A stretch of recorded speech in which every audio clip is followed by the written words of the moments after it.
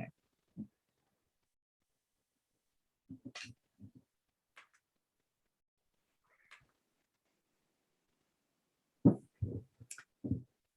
Okay, it's 7:30, so I think we will begin.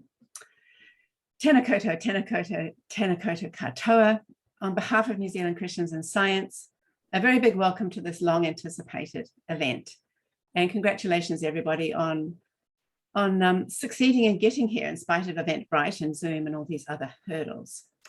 I'm Nicola Hogarth-Cregan, a co-director of New Zealand Christians in Science.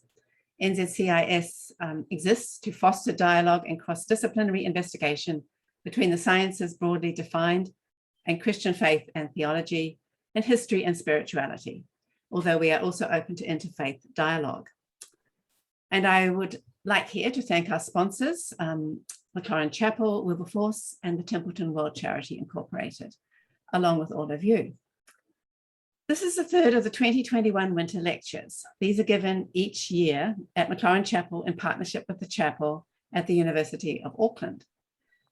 And a special welcome here to all the Maclaurin chaplains here tonight. We were first expecting Dr. Bloomfield at a small Auckland gathering in August, but COVID intervened. The overwhelming interest in this lecture, as we turned it to Zoom, has taken us all by surprise, but perhaps no surprise, given the high regard in which the Director General of Health is held. And we welcome you especially, Dr. Bloomfield, and thank you for all the grueling work you have done so publicly on our behalf in the last few years. We are so grateful that you found the time to be here tonight, and we very much look forward to your lecture. Tonight, we are also very honoured to have the Venerable Dr. Lyndon Drake, Archdeacon of Tama here to give the Karakia. Lyndon has a science doctorate, and one in theology is on the way, so he's very well qualified to pray at this event. Thank you so much, Lyndon. And after this, Chris Clark, the past Director of Health Services Development at Capital and Coast, past CEO of World Vision, and current CEO of Wilberforce, will give the introduction to Dr. Bloomfield. Chris is here because he has worked in all the same institutions as Ashley. And let me also introduce Andrew Saunders, Chair of the Board of NZCIS, who will help with the questions. One point of housekeeping. Dr. Bloomfield has kindly said he will answer questions. And you can ask these in the Q&A box at the bottom of your screens. You can do that during the lecture, but please realize that we have about 2,500 people present and only a few of the questions will be asked. We do, of course, try to ask questions about the lecture content. This is not an extension of the 1 p.m. stand-up. And you can also use the chat box to say hello, which you've already done from all over the country and in fact the world. Please do also check us out at nzcis.org and on Facebook and Instagram. We would love to see you at some of our other events. But in the meantime, welcome to tonight's lecture, and I will now pass over to Lyndon for the Karakia. Thank you, Lyndon. Tēnā koe, tēnā koutou.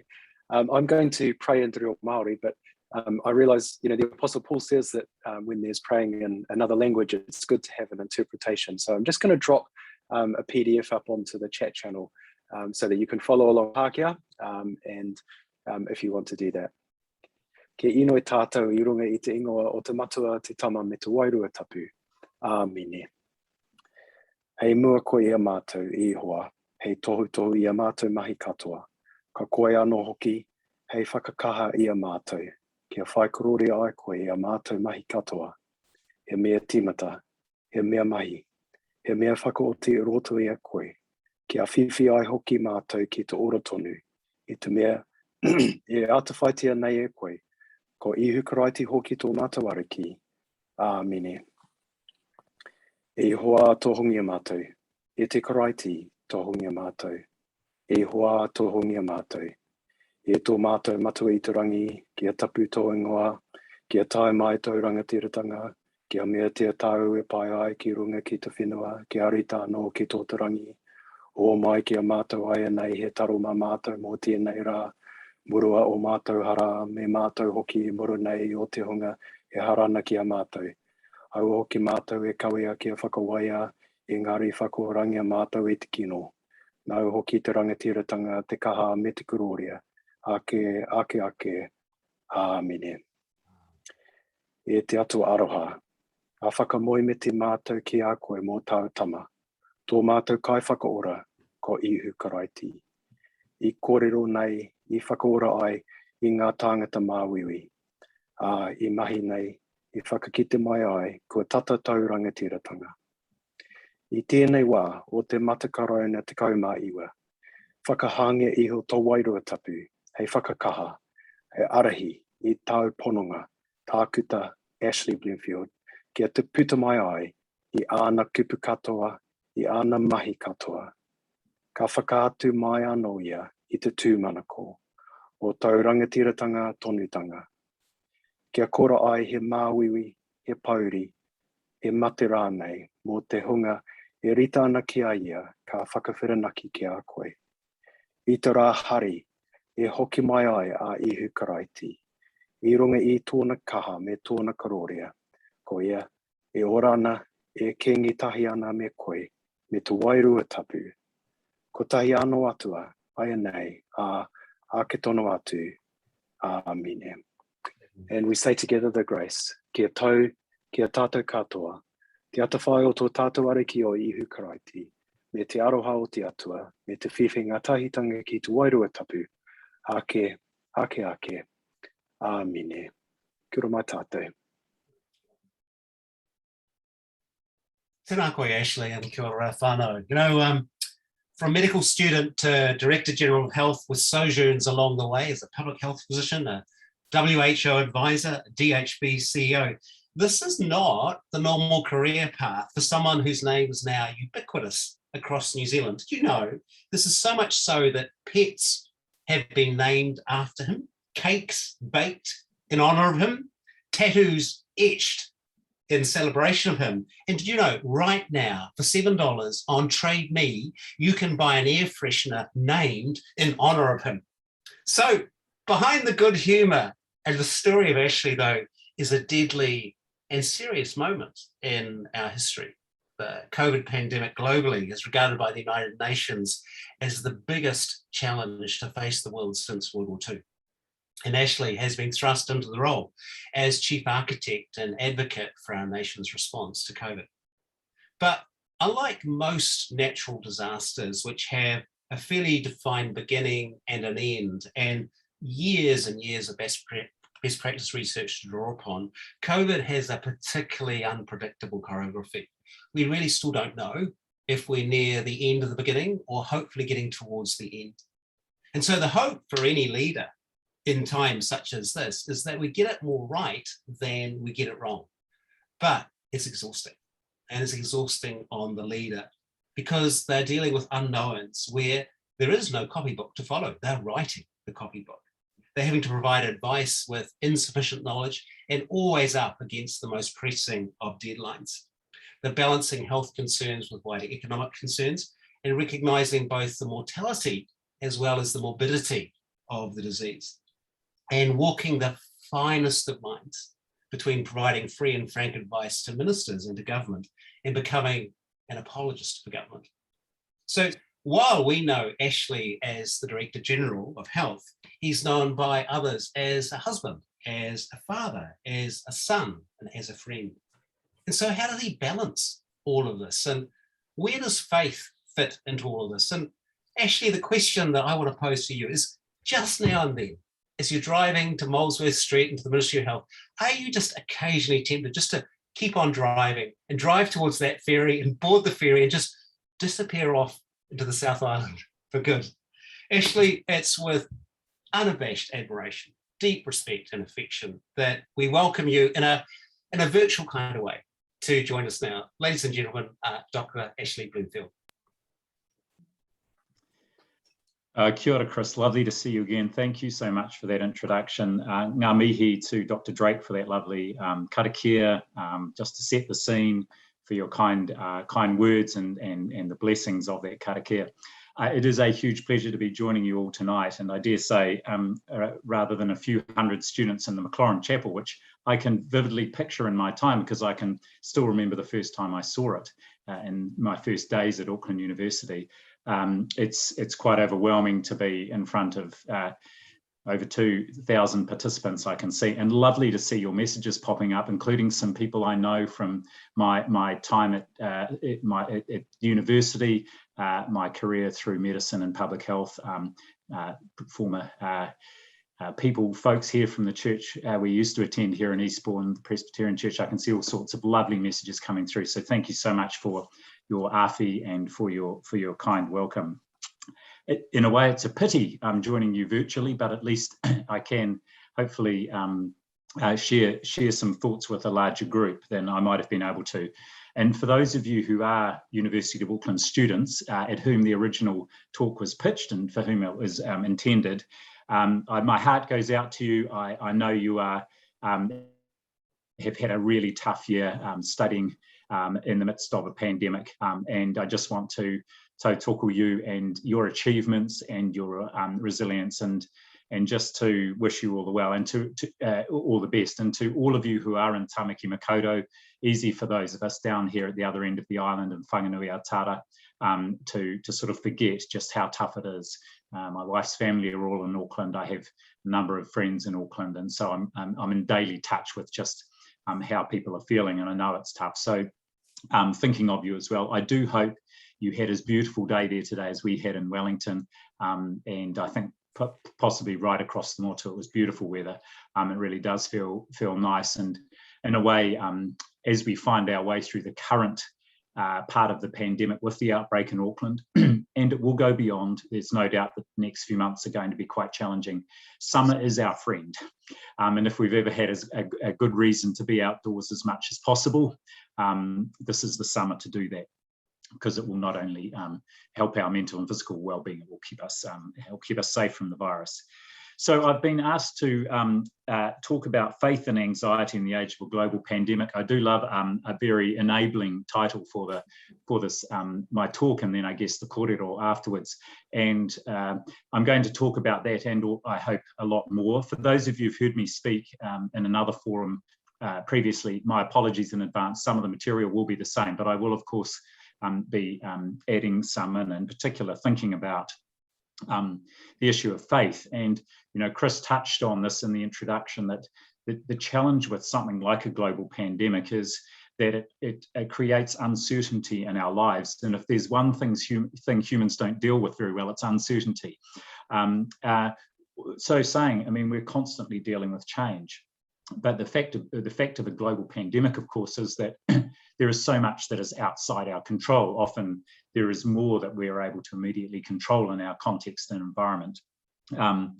And yet in a global pandemic, there is very little. And I want to come back to that, because actually there are always things we can control. And I guess that those are the things that anchor us, and for many people that will be faith, but also values, community, and those things that are really important in our lives. So perhaps just a little background on, I guess you could say my faith journey and my connection to the church. And I would say it's in terms of faith, it's a Christian faith. I've had a pretty eclectic life in terms of churches. I grew up in the Baptist church. I grew up in Tawa, actually. I did see someone earlier on from Tawa, at least one person, and someone from Redwood. The Baptist church in Tawa in the 1970s and early 80s was a very flourishing congregation with amazingly, in fact, nationally prominent musical folk, Shona Murray and others, and Bing Lucas, who was very well known, a previous former Director General of Conservation, was in the church. And so it was an amazing place to be growing up as a teenager, especially before I headed off to medical school in Auckland, and to sort of experience growing up in the church. I then went to a Presbyterian school, of course, while I was living in Tawa at Scots. So that developed up that another dimension to, I guess, my faith. And And then as I went through medical school, got married, and my lovely wife Libby, we were in the same class at medical school, and we were more, I guess, attendants at an Anglican church, but then came here to Eastbourne and had a strong connection to the local Presbyterian church. My Libby's now a lay chaplain at Wellesley College, which is just around the bays here, and so our affiliation is now back with the Anglican church here in Eastbourne. But I dare say all our 3 children did the first 4 years of their schooling career at the local Catholic school, San Antonio, and that was a wonderful experience for them and a wonderful experience for us too, to find ourselves involved in that church. So with that sort of background on faith, and I guess what I would say is that particularly that early part of my life in the Baptist church in Tawa, it deeply anchored my my beliefs and my values and my way of thinking about the world and Christian values. And I hope to talk a little more about that. I dare say at this point in my life, I will say I'm connected to a church, but less of a regular churchgoer. But I do think each day about those values that have anchored me. And one of the passages in the Bible that was very formative in me early on in my faith journey was the one in James that talks about the importance of actions being following faith. And it's one thing to have faith, but faith without actions is not much chop. That's a paraphrase, of course. I know you will all know probably the specific verse. And I love to think now actually of Bible verses like that as almost like whakatoki. They have a sort of a depth to them and a profoundness and a lesson that, it's lovely as I think back on that one and just how important that was in my in shaping my life, I guess, and my Christian faith. So let's sort of start back then, perhaps a little bit. I've been in this role just over 3 years now, and people often ask me, if you had known there was a global pandemic coming, would you have applied for the role? Well, I don't think too much about that, but I dare say even the first year and a half of it had its challenges. It was March 2019. I'd been in the role not that long when we had the terrible terrorist attack down in Christchurch. And that was the first time I had interaction with a number of colleagues across the public sector and senior ministers, including the Prime Minister. And we had other challenges through 2019 with quite a big measles epidemic and outbreak in Auckland that really affected our Pacific community. And tragically, we saw that then travel across to Samoa and have quite a devastating impact there with around 70 deaths. And it really was not a great thing to happen. The end of 2019, of course, we had Whakari White Island erupted, and again the health system was involved in quite an unpredicted emergency. So when I came back from leave in the 3rd week of January after Wellington anniversary weekend, and there was some stories emerging about this virus in China. I had the words of my boss, Peter Hughes, the head of the public service, ringing in my ears. Peter's marvellous at sort of getting ahead of and managing risk situations. And he said, actually, if you think it's going to be a 6, go 10 out of 10. So with those words ringing in my ears, where I said, right, well, I don't know where this is going, but let's go 10 out of 10. And we set up our National Health Coordination Centre, and we absolutely got ourselves ready. And it's hard to remember just back in those days how little we knew. But late January, my very clever communications manager said, look, we've just been overwhelmed with the number of media queries. Why don't we do a 1 o'clock, every 1 o'clock every day, we'll just invite the media in, and then we'll tell them what we know, what our latest is, and then we'll answer their questions. So it was a sort of a cunning plan to help manage the volume of media inquiries. But it became a thing.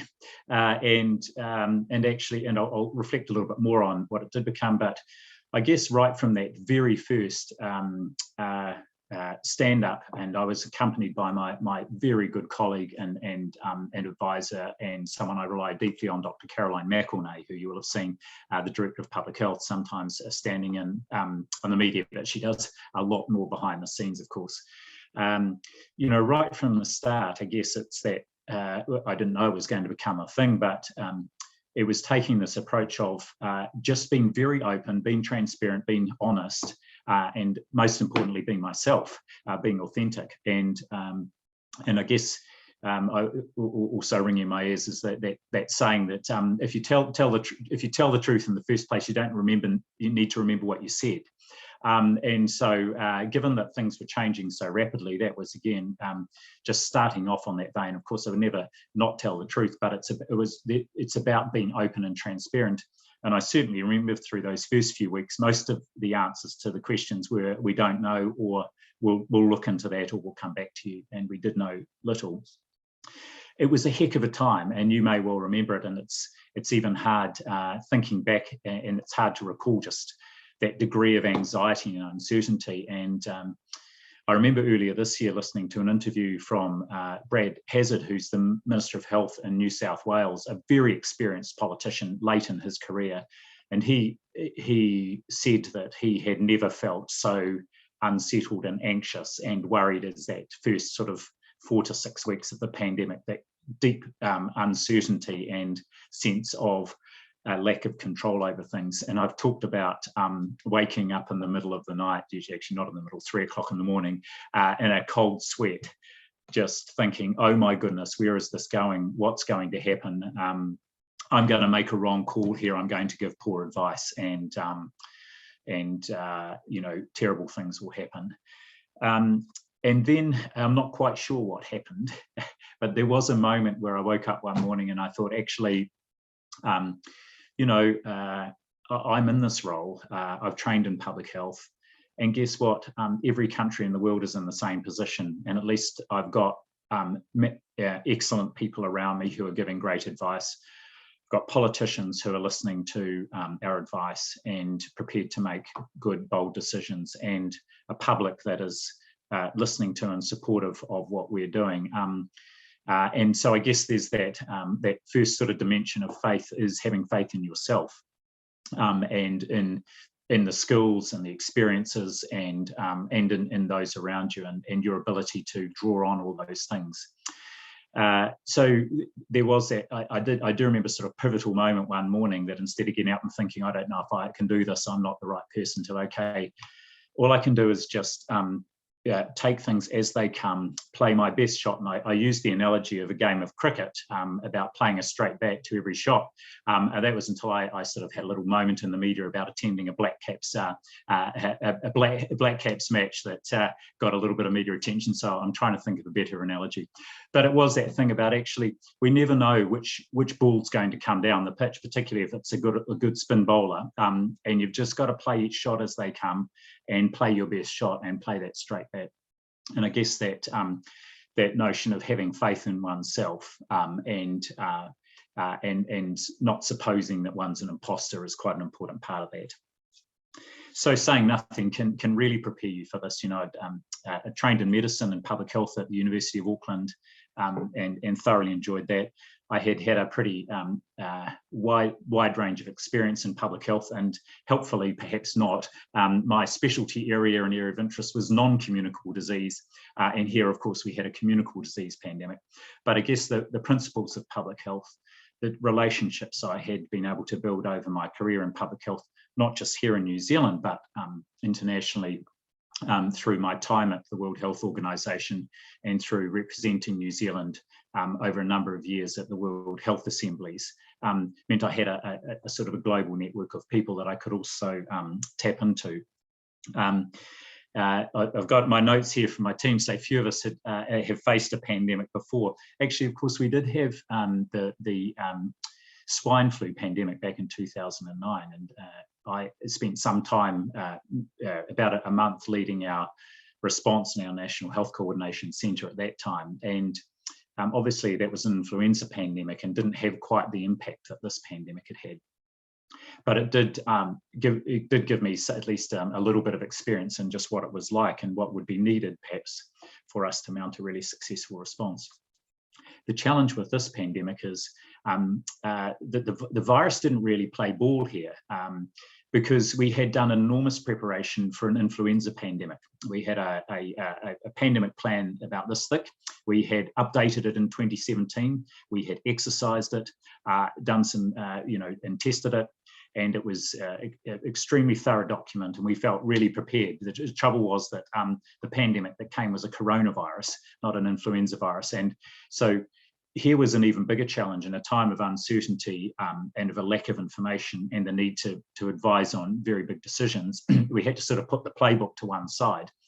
And from that point, I guess we were, again, another Peter Hughes phrase, we were learning it forward, otherwise known in common parlance as making it up as we go along. But seriously, I mean, it was about really shifting our and being prepared to pivot our response and remaining very open and listening and being prepared to take on board whatever information we could get from around the globe. And there was a great lesson for me in leading with humility.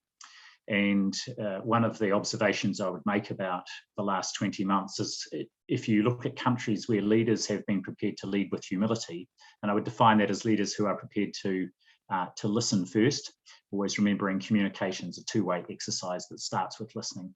They're prepared to say, I don't know. I don't have all the answers.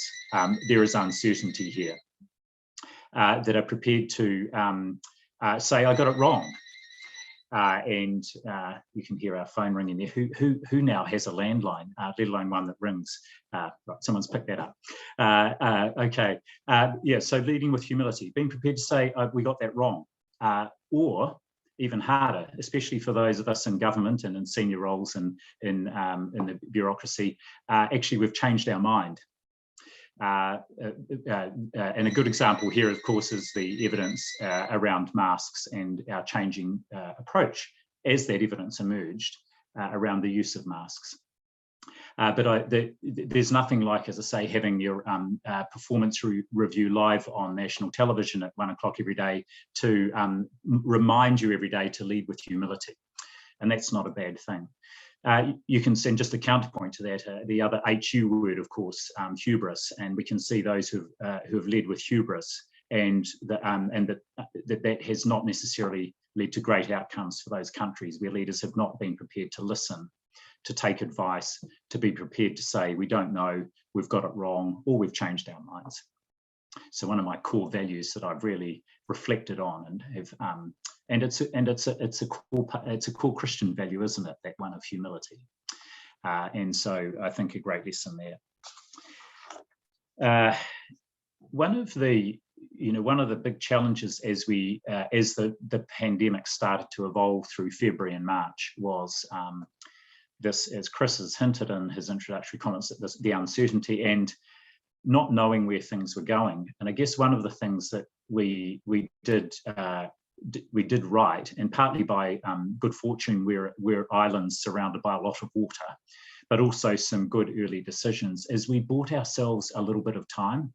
And even just being a couple of weeks behind everybody else was infinitely helpful in terms of being able to make big calls in a timely way.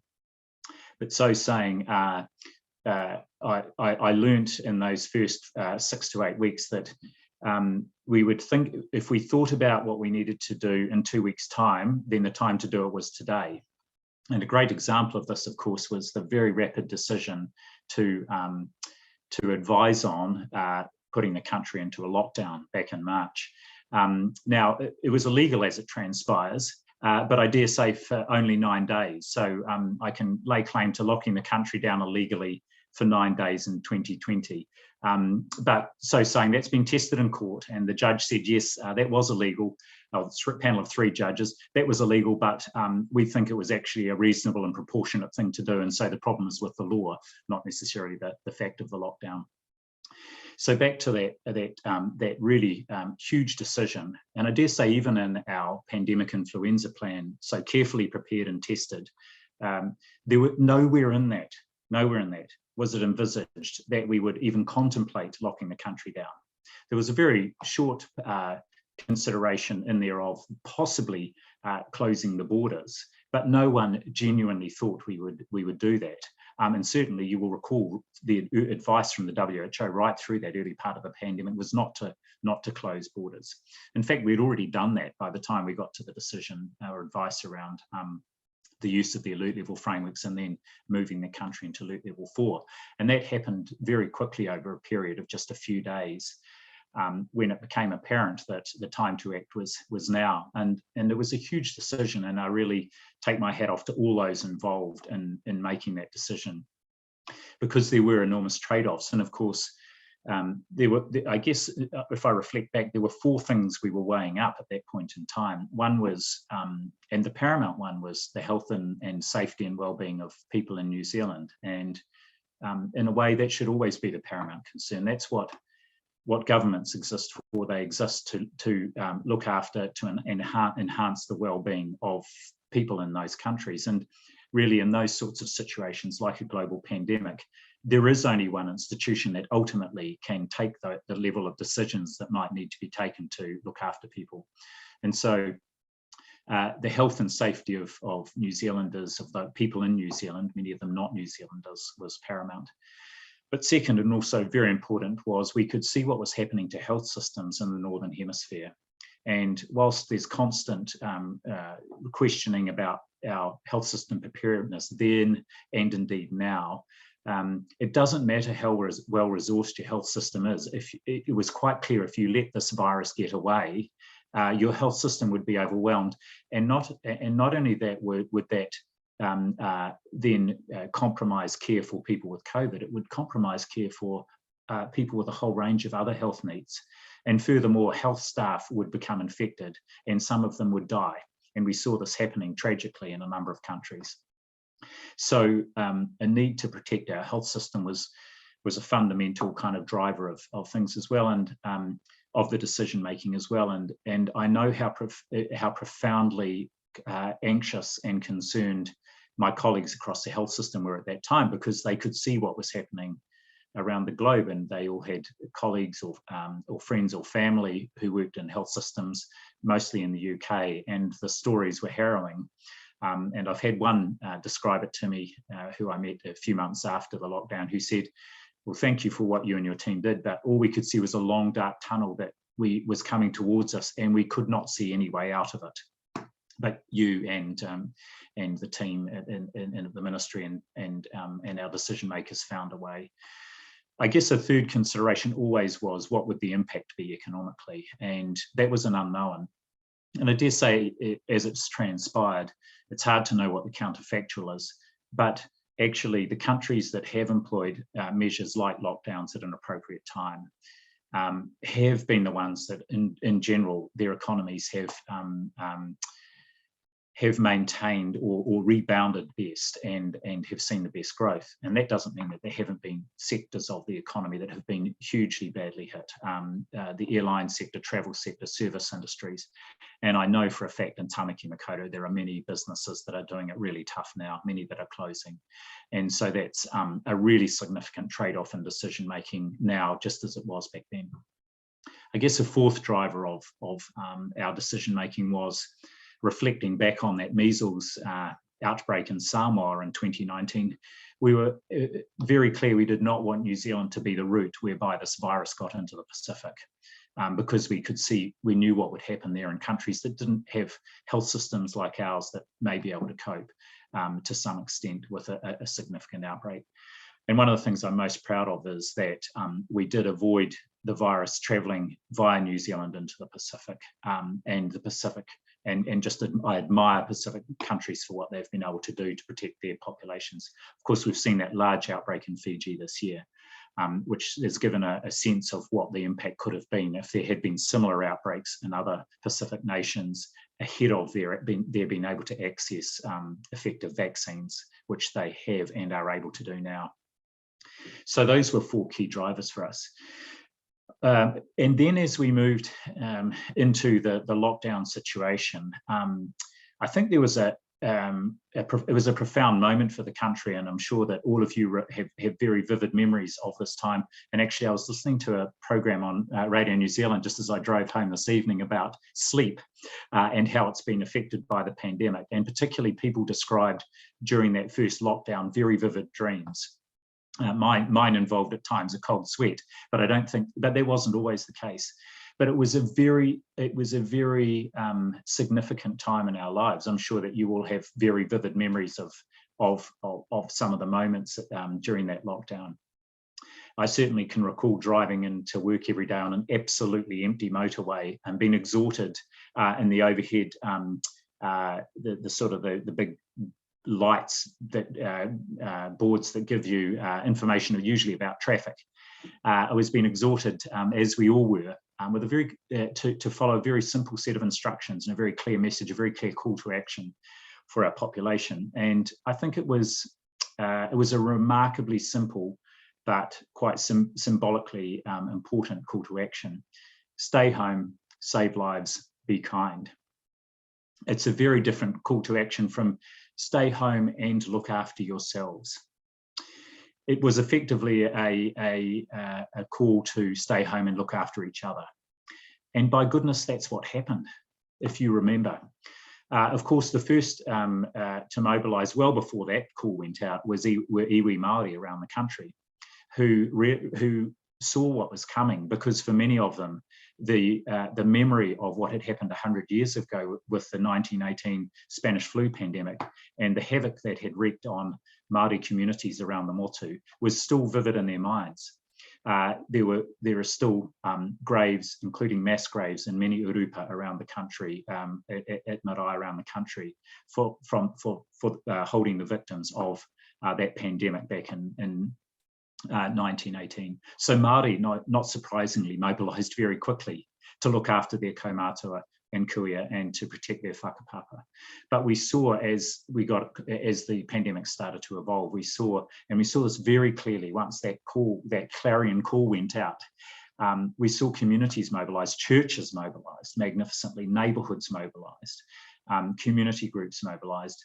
People looked out for each other. And one of the things I look back on, and this brings me on to a value that I think is a meta value, that is the one of kindness. We'll come back to that in a Christian context, but one of the things I've had to get used to is people recognising me as I walk down the street. It still happens. I've had some lovely interactions, and for all that we saw people protesting in a crowd of a couple of thousand at Parliament yesterday, right, expressing their concerns, their worries, and so on. I've had many thousand people come up to me in the street, and not one word or gesture that's had any malice in it. These people who've been grateful, and it's invariably a comment to me and my team to thank us for the work we've done. But one of the things I've had to get used to has been asked to be in selfies. And the other is seeing people walking down the street with T-shirts with my visage on them. And there's various merchandise with my face on it. And on one of those T-shirts, it says underneath Curve Crusher. Well, here's the thing. I didn't crush the curve, and I really like to think of that time back during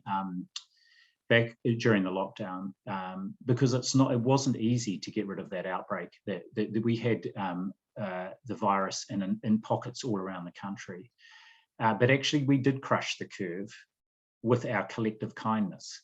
We set out to sort of bend the curve down, but the reason the curve was crushed because people did what was asked of them.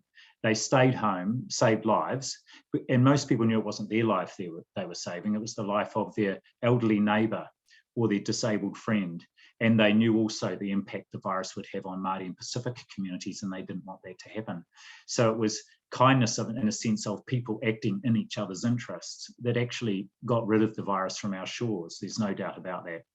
And from that was born, as we went through that first few weeks, our elimination strategy. It wasn't something that anyone had dreamed up and written a textbook about. It evolved out of actually the collective action that New Zealanders took. And it's served us very well since. So kindness, of course, I'll come back to, and kindness again, I think of as a meta value, and it's one that's, I'll put this on the table. I am a fully paid up member of the Kindness Club. I have been for some time, and it shouldn't need a global pandemic for us to recognise the value of and the potential impact that kindness can have. It's not everybody's cup of tea, I recognise, but I do believe that kindness is actually an underpinning of most of the world's great religions. I think of the second great commandment as sort of a description of what kindness is in two dimensions.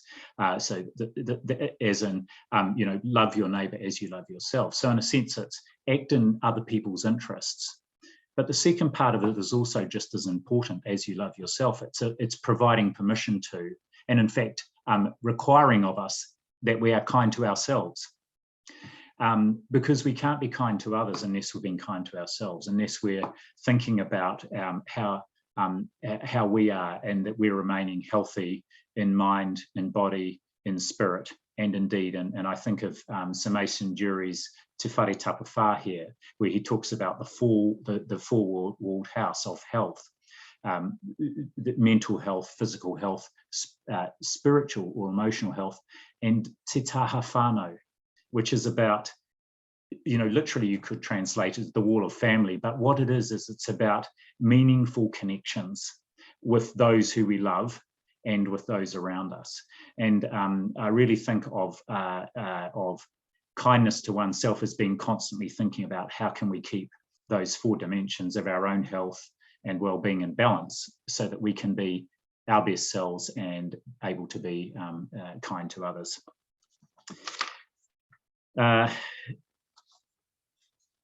One of the big challenges we had through the pandemic, and possibly one of our big successes, was building the trust of the population in our response.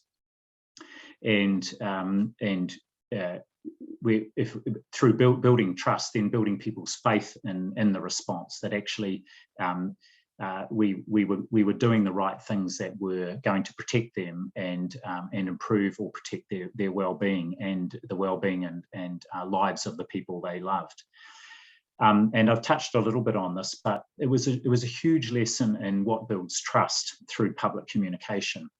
And often we think wrongly that people trust us if we know what we're talking about, if we have all the answers, if we're confident and we are able to reassure them every day. But actually, and I've had this fed back to me through many of those people who've come up to me in the street or written me emails or beautiful letters or cards, is the thing that built trust was the fact that we didn't pretend to have all the answers. It was the openness and the transparency. And people go, oh, thank goodness. Here's someone who doesn't have all the answers and is prepared to say, actually, we don't know, or we got that wrong, or we've changed our mind. So there was a huge lesson in communication there when you're trying to build public trust. That is, and I think it's a great leadership lesson. Often as senior leaders, and certainly when you're a chief executive, we kid ourselves that that people expect us to have all the answers, and even worse, that we know we do have all the answers or should have them. Actually, it's hugely empowering to people if we say, I don't know, and actually it's okay not to know. Let's think about, actually, why don't we talk about this? What do you think? So there was a great lesson there, and of course trust is fundamental then to building faith in the response, and we did see right through that initial response, and it's held up very well, a high level of trust and confidence in the overall response to the pandemic. And that leadership, of course, is played out not just at a national level, but at a local level through local government leaders, and a community level through iwi leaders, through church leaders, and through others who are providing people with what they need most, which isn't all the answers. It's a sense of reassurance. It's a sense of calmness. It's a sense of, we don't know exactly what's going to happen, but here's what we're doing about it. Here's what we're going to do. And furthermore, here's what you can do. And you know, in a way, those 1 o'clock stand-ups, especially through that lockdown period, but for quite a lot of the pandemic, have been a place where people have gone to because it's given them a sense of solidarity. And I think that was particularly so through the lockdown period, where we were all in this together. No one was privileged with the information, and at 1 o'clock every day was the best time to go to the supermarket, as some of us found out, because no one else was there. But at 1 o'clock every day, people would sit down, because in our bubbles, as we isolated in our bubbles, and some very small bubbles and some people alone, we were connected through us all hearing the information at the same time and understanding and knowing what was happening and what we might expect would happen next. But the other great leadership lesson through that, and again, it's when I think of leadership lessons, I think of them as life lessons as well. As it was as much about how we conveyed the message and how we conducted ourselves as it was what we had to say. And some of the most lovely letters I've had over the last 18 months, especially last year, were letters from children. And I think what happened is that there's a year at school, and it might be year 4 or 5, where children are taught to write letters. And I had classrooms from all around the motu, where the teachers tasked their entire classroom with writing me a letter with some wonderful questions and ideas. But one of the frequent bits of feedback I would get from children, and I love children because they're very honest, was, and I'll characterise and sort of summarise for effect, was, "Dear Dr. Bloomfield, thank you for telling us every day how many people had COVID and how many people died. I liked it that you were calm." And there was it was that huge reminder as leaders. And if we think of how anxious we may have been and may still be about the pandemic, imagine what it was like for children and is like.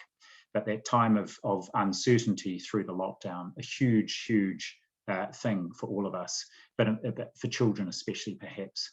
And there's that leadership lesson, that reminder of one of the first lessons in leadership, and I guess in life, is people don't remember what you said or often what you did. They will remember how you made them feel. And so how we live our faith out, how we act, is is probably more important than the what.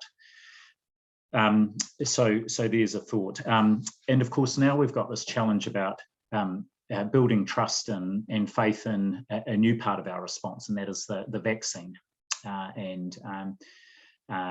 This, of course, has been challenging. It's been our big, I guess, in a sense, our big mission. I think of the pandemic journey as, because I'm a big Lord of the Rings fan, is a bit like, the journey to, I'm not quite sure when we're going to get to Mount Doom and drop the ring in, and that will be the close off of the pandemic. But, in a way where I'm not sure if we're even at Rivendell yet, let alone embarked on trying to get across the Misty Mountains.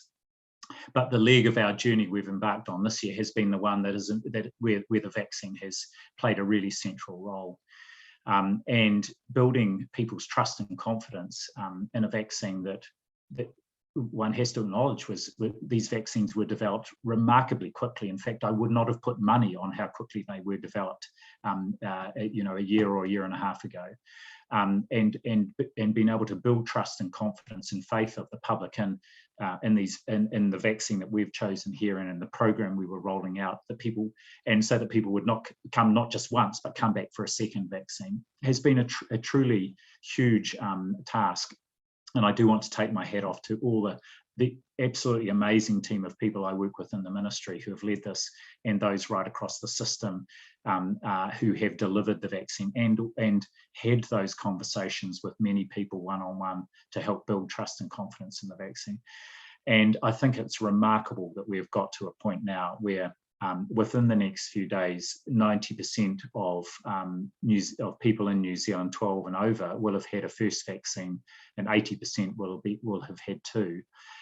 And we know there are inequities at the moment in the rates of vaccination.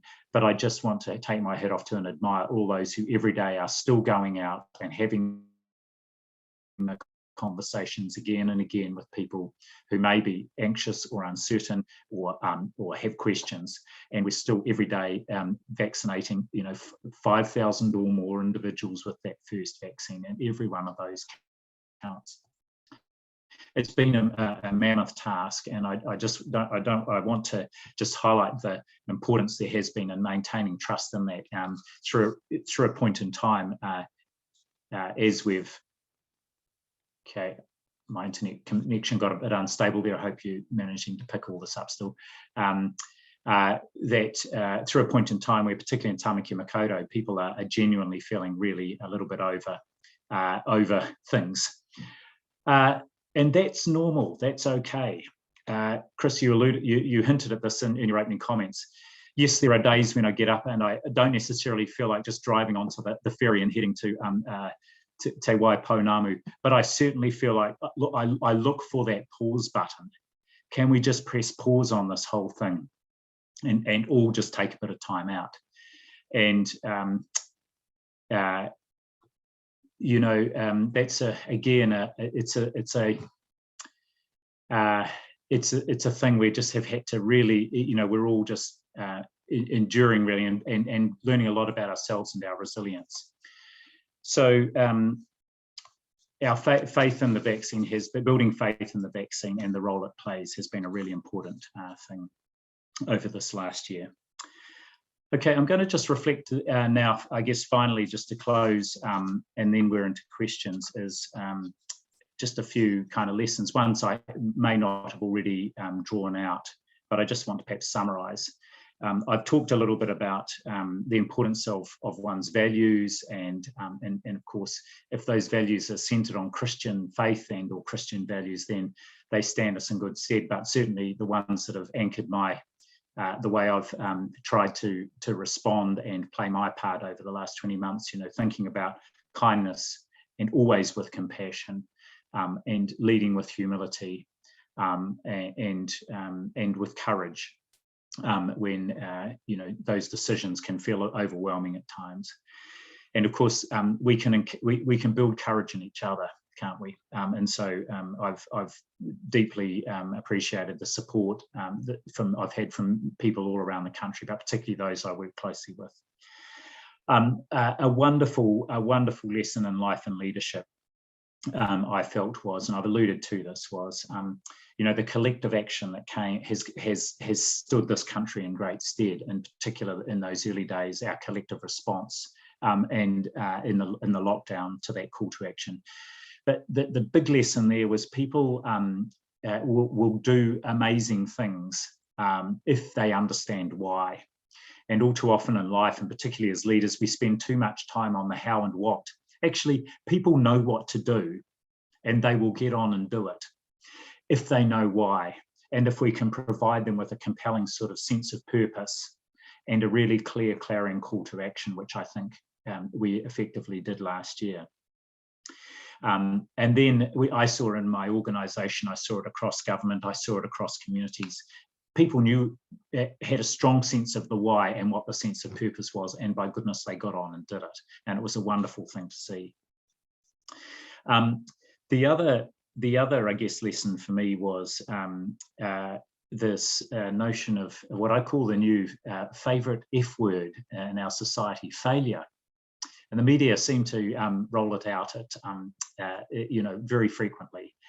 That, of course, there tends to be overuse of certain words in the media, like crisis and so on. But this use of the word failure attached to anything that hasn't gone 100% perfectly is really something I learned a lot about. And the way I've thought about this and tried to and have used it, and we've used it in our organisation, is actually the only failure is if you don't review and learn and change what you've done.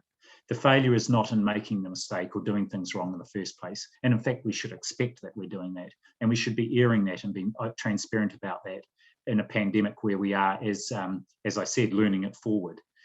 But constantly reviewing and learning and changing and adapting is the real ingredient behind our success as a country, is not getting locked in, but being prepared to shift say, look, we've changed our mind, we don't know, and we're going to do things differently.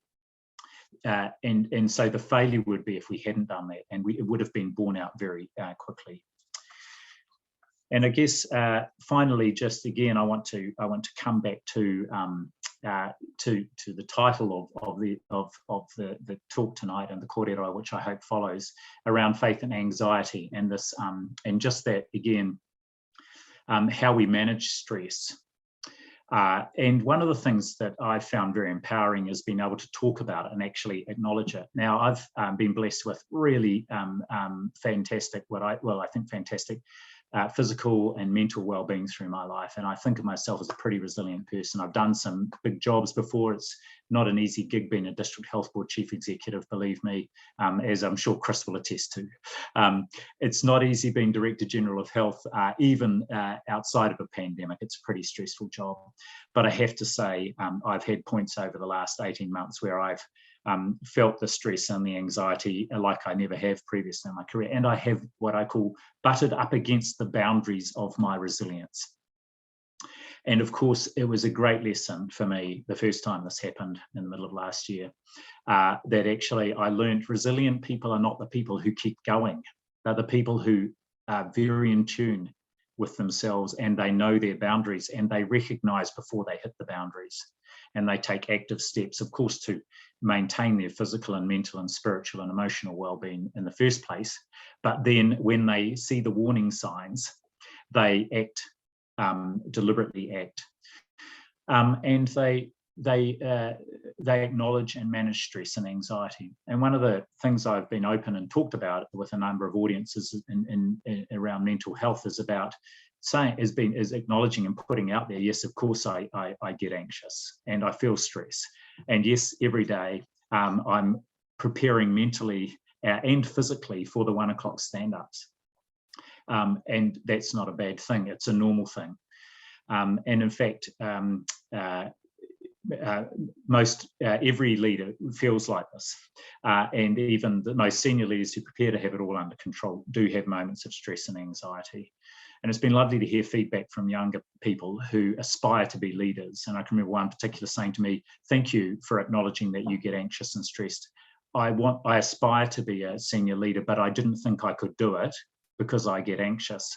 And I said, welcome to the human condition. The important thing is to be a leader who is open about that. And if you, and be open about having self-doubt. And for some people that can be often crippling, and that term imposter syndrome. Gosh, I have self-doubt. In fact, we're usually our worst critics, aren't we? We're constantly second guessing ourselves and thinking, I could have done that better, I should have done that better, am I up for this?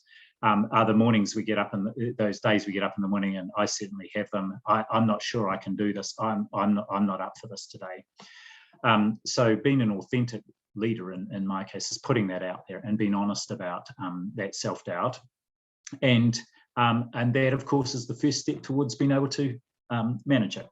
It's hugely empowering for people in our organisations and people who are aspiring and are on their own leadership journeys, because and I'd say to them, look, if you find a leader who doesn't have self-doubt, don't work for them, because you won't learn anything actually. And we have seen some great displays of leadership around the globe that have not shown any sense of self-doubt, and it's never a very good outcome. Okay, I think I'm coming to the end of perhaps what I was wanting to say. So again, just want to tie back to faith, and what are the dimensions of faith. And I guess what I've tried to convey is how faith has been a big part of, I guess, our response as a country over the last year and a half. It will continue to be a really important part of where we're going as a country. Having faith in our leadership, having faith in the actions we are taking, having faith in each other. And there is every good reason why we should, because we have shown that we as a country can mobilise in each other's interests. And of course, having faith in ourselves and in the things and that could be a Christian faith, or could be other things, but the things that keep us centered and keep us grounded and keep us in touch always with our values, the things that we can always control, especially when the context around us as we find ourselves in a global pandemic is often out of our control. We can always control our values, how we behave, how we come across, how we want others to feel. And so I'll just leave you with that, and I look forward to your questions and your feedback. Kia ora katoa. Kia ora katoa. Thank you so much, Ashley. And I don't know if people really realise that we first invited you to speak back in June 2020, and I think we've postponed or cancelled now on 4 different occasions. So it's just been wonderful to have you with us tonight. And I just want to just mention a couple of things that you've said. When you started the stand-ups at 1 p.m, you had that thought of tell them what we know. And I just want to thank you for that. Thank you from all of us, that you did tell us what you knew, that you were honest, that you were yourself, and that you were authentic. And thank you for that example. And thank you for sharing so honestly tonight too. I'm Andrew Saunders, and I just want to say that thank you so much to the audience of 2.5. There's well over 100 questions, and there's literally thousands of comments in the chat. So we won't be able to deal with everything. We're going to ask you a few questions. I think probably we've set our time limit at 30 minutes, and then Lyndon's going to end with a Karakia again. And so just thank you for your time tonight. Look, the very first question I'm going to ask was around supporting young people in our churches who are going back to school. How can we best support our young people and for each other in this pandemic as they go back to school next week?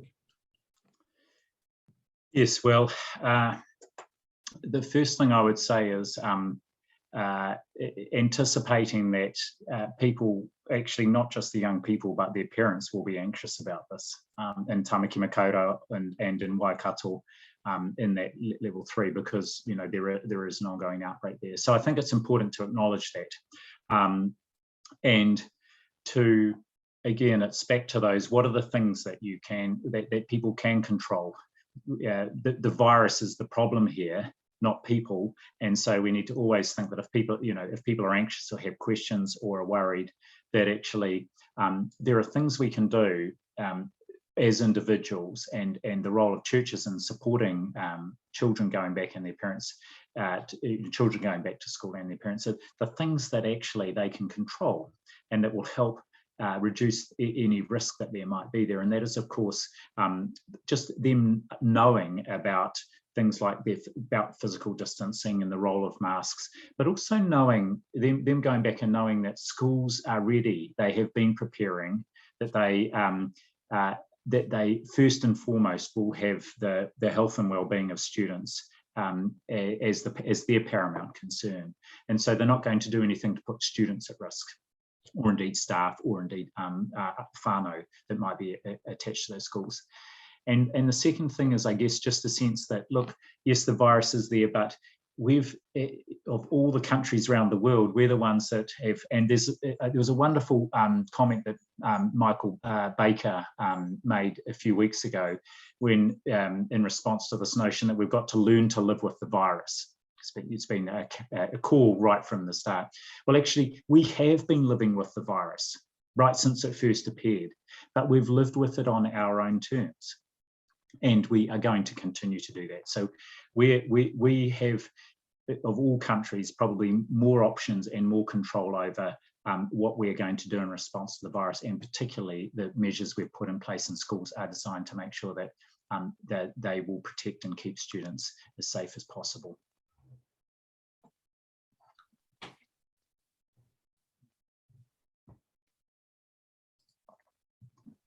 Next question. A lot of people are very exercised over vaccines, and especially the fact that churches are going to have to exclude people, or at least find some way around that. And so, for example, and that unity that you talked about so wonderfully, is being fractured to some extent, strangely, by the solution to the virus. So someone called Jono, for example, says, Dr. Ashley, Christians seem to be overly represented in the anti-vax school of thought. Any thoughts on this? So do you have any responses to all of that? I've got 2 or 3 thoughts. The first is, back in the lockdown period, and in our very first part of our response, we were doing surveys on the public every week. Well, not surveys on the public. We were inviting the public to participate in surveys every week or so. And one of the questions was around people's trust and confidence in the response, and it held up very high. It was about 92% or over 90% right through that period of the lockdown, and even in the period after that. Now, let's fast forward to today. If we perhaps take the take-up of the vaccine as a proxy for people's trust and confidence in the vaccine and in the importance of it in our ongoing collective response as a country, we find that we're approaching take-up rates that match that level of public trust and confidence early in the pandemic. And in fact, our coverage for people over 65 is even higher. It's in the mid-90s, and which is wonderful, because this is the group that we know is the most likely to get a poor outcome if they do get COVID. So I think the first thing is perspective here. The notion that we are fractured and divided suggests, division always sounds like it's straight down the middle, but it's not. There is still a group of people who are unsure about having the vaccine, but the group in our latest survey, the group of people who are very adamant that they won't have a vaccine, this vaccine or another, is less than 5%, and it's virtually identical percentage to the people who don't vaccinate their children. So there are still people with questions, concerns, worries, and so on, and yet day by day, more of them, through a lot of very hard work, are coming forward and being vaccinated. So that's the first thing I'd say. The second thing I would say is, actually, I bet if you polled church-going people and people of Christian faith across the country, you would find that their vaccine uptake rates would very closely mirror those of our broader society. And yes, there are some churches that are quite visible in the sort of public anti-vaccination korōria, but there are many churches that are not, and that are very positive about and very supportive. And I've had letters of support from, and thank you if you're on the call, but from leaders of some of the major denominations across the country.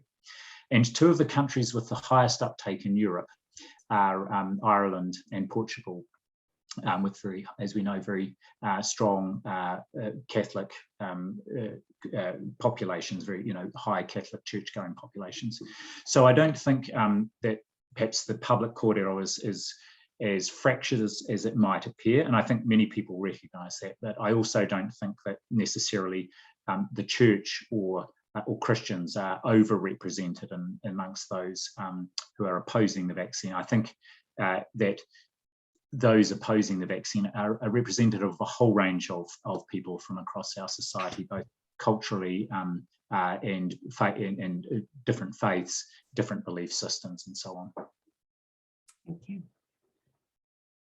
So just follow that up, Dr. Bloomfield, with one other question, and the only other one we'll ask about vaccination is this is concern in some churches where there's groups of people who are unvaccinated or groups of people who are vaccinated, and the real worry that this real concern for the unvaccinated really, but also the concern for two-tiered society in some sense, and the requirement for a vaccination passport to attend church.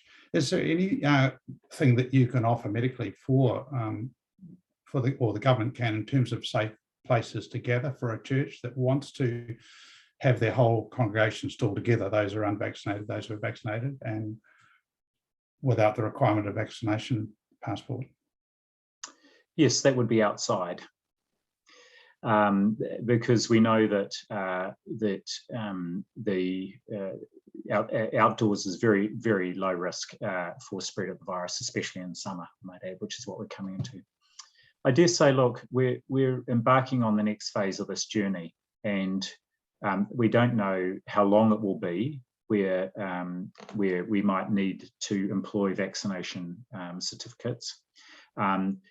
But I guess what vaccination will allow us, including as we move into the new sort of traffic light protection framework, is the opportunity for many, many people to gather together inside, and for other ways of continuing to gather everybody. So that could be a mix of face-to-face and virtual, or use of outdoor gatherings. And far more reliability about and ability to meet face-to-face than being in a level 4 or 3 lockdown allows us. So in a way, it's hugely enabling, even at a time when we know we've got the virus still in our community. So I guess there's just a few thoughts, but we do know that this is another step on a journey, and things will change just as they have to date. This does just provide some options really for, I think it's hugely empowering for, despite this, and I acknowledge there will be this difference between vaccinated and unvaccinated, but it's hugely empowering of people to be able to get back together and gather, as we so enjoy doing in churches and in many, many places. Thank you. Helen and Josh have asked a question. They say, Dr. Ashley, thank you for sharing that you are human too, and at times struggle with anxiety. What are some of the practical steps that you personally find useful in preventing getting overwhelmed and feeling like we'll never get through this? Yes, thanks for that. And I'll come to that. And I just saw a couple of comments flash up, and I think, and just to reply to that, and there was a lovely comment there, agree that, you know, being hesitant about the vaccine is not the same as being anti-vaccination or anti-this vax, and I absolutely acknowledge that. There are many reasons why people may be hesitant about having the vaccine. And one of those we've tried to address with our announcements today about there being a second option available for people who just are particularly anxious about this type of vaccine, have concerns about that. So onto this question. Well, of course, this is part of that, the resilience, knowing the boundaries of one's resilience. For me, it's regular holidays and doing the things I enjoy doing. And the first and most important thing is to get out of Wellington. And you don't need to be very far from Wellington to realise that all the things that create a great angst for us, and that, you know, that we think are the most important things of the world, most people don't give care too much about, certainly beyond the Wellington Beltway. So actually I do jump on the ferry and head south often, as often as possible, Chris, to go into down to Nelson Lakes, and you know, there's nothing like being in the mountains and the bush to help get the cares of the world sort of fade away very quickly. But I talked earlier about te taha whānau, connections with other people, with my close family, wonderful, my wife Libby, and our 3 children, 2 in Christchurch and 1 still at home at the moment. So anchoring ourselves in the things that are important and that matter and that keep us grounded and that really give us perspective on life is really important. Well, for me, it is really important, and that's that way to manage stress. But also, you know, just, well, for me, I use humour a lot as well, and I work with wonderful colleagues, and you know, so injecting some humour into the day and frequently is a really important part of just kind of, not being overwhelmed by the enormity of things. Some days are better than others. I was in at work today, and I said, you know, yesterday started as a 2 and it got to about a 5. Today started as an 8 and it got to 9. Most of my days are, I think of as 8 or 9s, but you've just got to realise some days you don't get above 5, and just accept it. Being accepting of it is probably one of the most important lessons. Thank you. Dr. Bloomfield, have you ever found yourself in a situation where your faith has put you in a situation where you're finding government decisions versus your own difficult? And if not, what would you suggest for someone who is in such a situation where they have a faith and they feel as though they're asked to be doing things in conflict with that faith? So I've been a public servant for quite a while. in our I guess with the odd break, but certainly in the core public service for much of the last probably 22, 23 years. And very early on, one of the comments that one of my bosses and a great mentor made to me was, because this notion of conflict between one's personal values or beliefs, and it could be faith, and what government decisions are being made is one that public servants can face quite frequently. And so one of the comments that was made to me, and I found it very helpful, is of course when you're working, as I am, as part of the public service and part of the government, the people who are the decision makers, those in government and the executive, are the people who every 3 years go out to the polls and they get elected by the population to make those decisions on their behalf, really.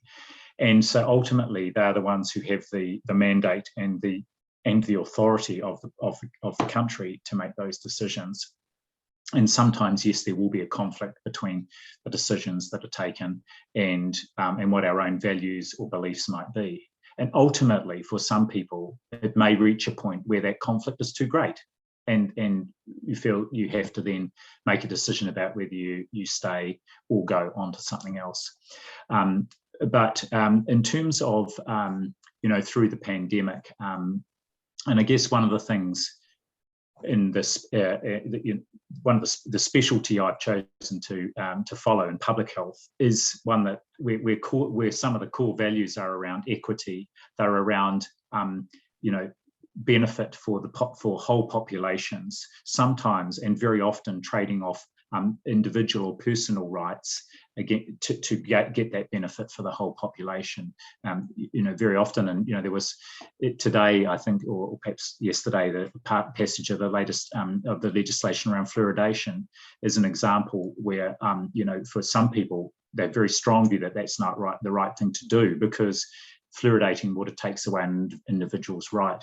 But actually, if you look at it from a broader utilitarian, a population health, a community perspective, and particularly for those members of our society with the least power, our tamariki and our Māori and Pacific tamariki, who bear the brunt of unfluoridated water in a community, it's a sort of a decision that for me is strongly aligned with both my personal values and also my professional values. But I don't think that conflict is unique to Christians, and it's indeed probably not one unique to the public service, is it? We might often find, whatever our line of work, that there can be a conflict between our own personal beliefs, values, and those of the organisation we might be working for. But a huge lesson from the last year for me has been really clear about those values and anchoring our behaviours and our response in those values. And for me, that can often mean it can inform the advice I'm giving, which is in addition to my professional advice. But once that advice is given, then the decisions lie with the government, and I'm quite happy for them to go to the election, go to the population every 3 years and do that, because that's an unenviable task. Thank you. Dr. Bloomfield, have you ever experienced any conflict at all between science, kinds of evidence that are important in science and those that are important in faith?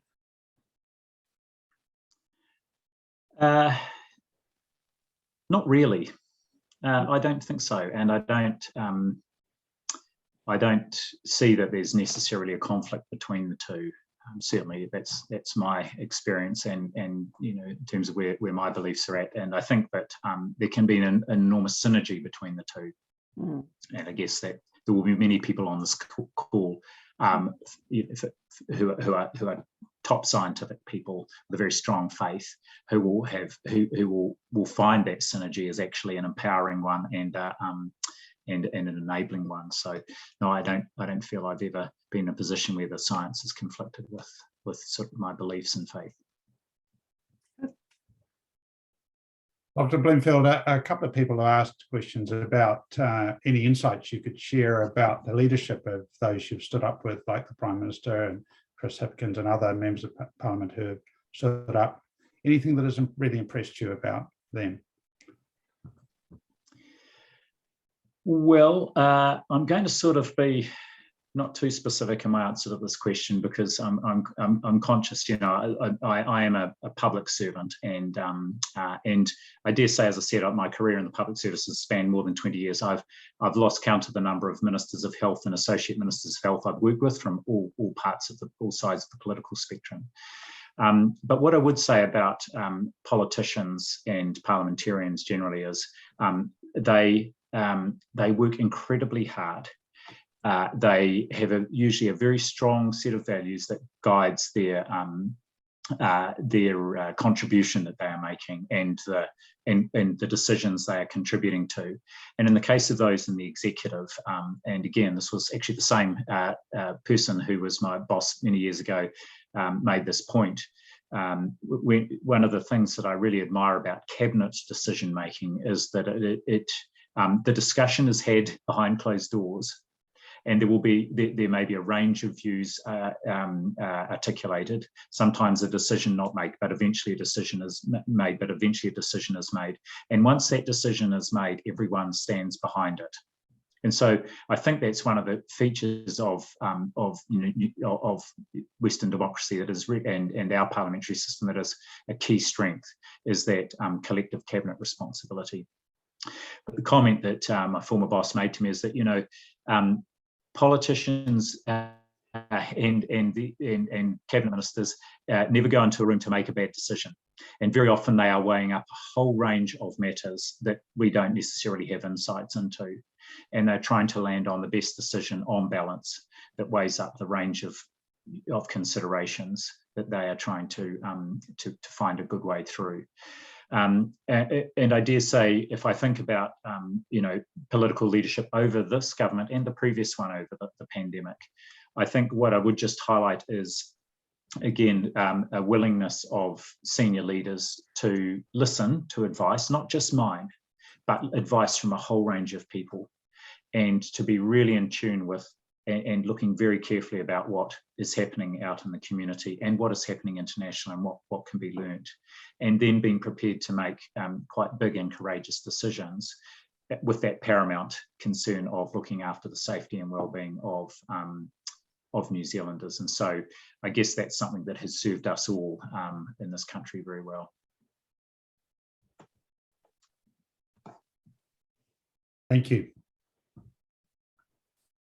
Thank you, Dr. Bloomfield. I think we should give you a rest now. And Andrew, you're going to take over from here. Well, perhaps just one last question, because I think I've seen a sister-in-law ask this. I'd probably not be forgiven if I didn't ask it. Medical professional in the front line, served both as a GP but also in a track and trace unit. How do you manage to keep your anxiety and faith under control, Dr. Bloomfield? How do you manage to hold on to your faith and keep giving? And is it getting harder after 90 days? Well, I guess it's a good point for me to sort of just articulate something that really underpins my faith. And my faith, I would say, has evolved a lot, as it should, through my life. And I would say it's the aspect of my faith that has grown is my faith in people, and my belief in the power that the actions of both individuals and that groups and the collective of people can have in sort of creating the society we would want, and a society that gives expression to the values that I think Christ espoused. So I get enormous energy from the amazing things I see ordinary people doing, not just in my workplace, and how hard they work and how they keep coming back day after day, even when it's tough and when they might be being criticised in the media. They still keep coming back just with this sense of service, this humility, this willingness to just keep going. And so I have it's really helped for my faith, in a sense, by seeing that, and my faith in other people has sort of grown my overall faith. I guess it's that sort of faith in humanity. And one of the books I read recently, and I've given a good plug at times, has been the book that some of you may have read by Rutger Bregman, a Dutch author, called Humankind, A Hopeful History, where he argues that actually, and maybe in a way, this is a little bit contrary to an essential tenet of Christianity, which is, the fact that we're all born into sin. But he argues actually the thing that has distinguished humans perhaps is, and that has seen us being able to develop as we have, is that we learnt to look to do things outside of our narrow family group that we didn't necessarily expect anything in return for, so that we learnt to be kind. And in fact, he argues that that's our natural condition. And that it's our natural condition is not to that we're naturally bad, and that to do good is an exception. Actually, you see time and time again, and I'm sure you see this in your lives, and we've seen it in this country over the last 20 months in spades. People do go out of their way to show kindness to strangers, kindness to others, kindness to each other, and so that has been something that has truly sustained me and given me great hope, actually, in our country. And I guess the opportunity and the challenge, and I hope we take it as a nation, is we've shown what we can achieve if we act in each other's interest. And imagine if we applied the same collective leadership and the collective response to some of the other great challenges that as a country we have within our grasp to address: child poverty, homelessness, and poor housing for some people, environmental sustainability, indeed our contribution on the global stage to perhaps the greatest challenge of our generation, global warming. We can do this, as no one is coming, and we've shown, and it gives me great hope that we can, as a country, actually make huge progress on those things that, as I said, are within our grasp. And that is something that really sustains me. Well, Ashley Bloomfield, a huge mahi to you. Thank you so much for giving up so much of your time tonight after an already full and exhausting day, and quite a significant one too for yourself and the country. I just want to just pay a tribute to the thousands of expressions, and there literally are thousands of expressions in the chat of thanks towards you, and the prayers that people have offered for you. Some have asked how they should pray for you. And so I just want to thank you that, and I want to thank too the 200 odd questions that were asked that we haven't had time to ask you tonight. But I'm just going to come back to your words. You woke up one day, you found yourself in this role, you were trained in public health, you had the support of politicians, the public were listening, and you had faith in yourself to actually deliver the right message. Now, we have faith in God that he has delivered a great message through you. So a great thanks to you. I just want to ask Lyndon if he would please end with a karakia. I unmute. Sure. Yes, even after all this time, I still sometimes struggle to find the unmute button on Zoom. So, ki īnoi tātou. E te Ariki, nau nei mātou I karanga ki awa mahi. Mea tera kia hikoi mātou, I mua I tō aroaro. Whakaungia mai tau aroha ki o mātou ngākau. Tau pono ki o mātou hinengaro. Tō mā rohi ki o mātou whakaro. O te tainga ki te tino tauranga. Ka mōhio pū ki te hari, kua tau ki te hau kāinga. Ki te tānga manoa, I roto I a koe. I roto hoki I tō mātou ariki, Ia Īhu Karaiti. Āmine.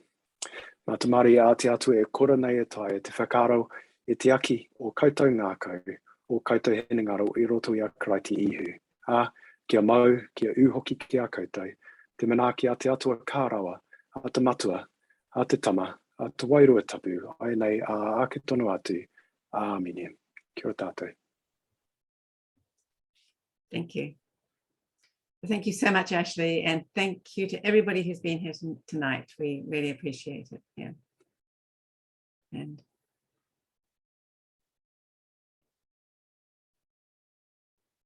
thanks to Chris and Lyndon. Yeah.